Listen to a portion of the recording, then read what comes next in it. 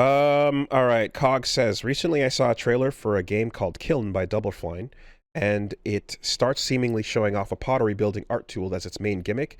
Then it shows pottery functions as armor for a PvP 3D platformer arena brawler. Functionally, if Psychonauts was PvP. It got me thinking back on Double Fine's catalog and wondering how they're still in business as a world where Hi-Fi Rush still cancels your studio.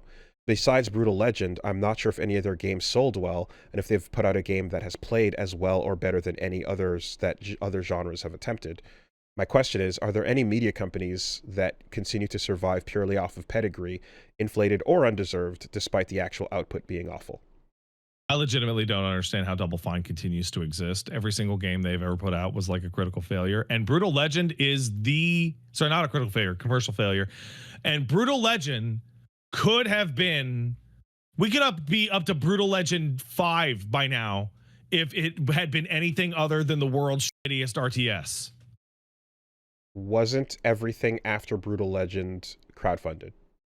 Not all of it. Some of it was like kind of indie thing. Because I thought Broken Age, Psychonauts, and so on, I thought all of that was crowdfunded. You're forgetting the mech game they did, and there was another one, Big Chalice. Okay. Because if they were crowdfunded, then that's the answer. Yeah. Also, Psychonauts 2 was not crowdfunded. You might think it's crowdfunded because they held a crowdfunding thing for it and took money on Fig. But then they got bought out by Microsoft and then completely ran out of money. And then Microsoft had to bail them out to finish Psychonauts 2. Because much like Brutal Legend, Broken Age, they just can't plan for shit. Mm-hmm. When you're an industry name, you can definitely get, like, you can go around and talk to people and get favors done and pull strings for sure.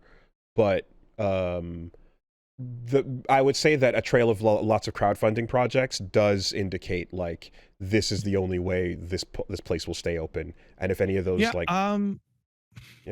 in a lot of cases, my bigger question here, my answer to this question is Quantic Dream, right? Quantic Dream is one where, like, they have these huge, like I'm sure, like, Detroit was probably they sold well. They sold very well. Exactly. But in terms of just like, I guess the critical acclaim aspect of that, you know? I think the only one I can think of that is living on its pedigree alone is Vanillaware.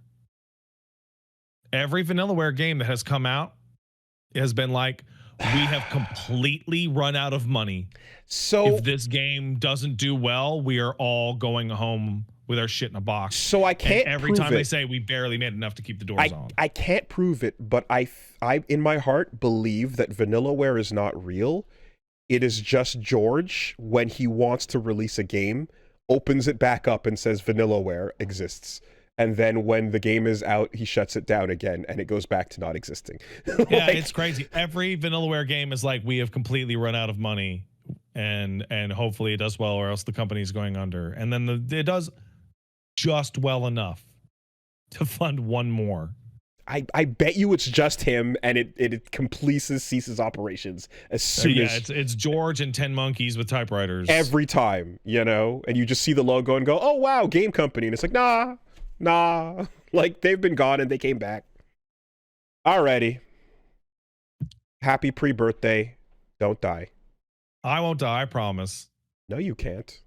I promise. People who die... no. Nope. No, that'll age bad.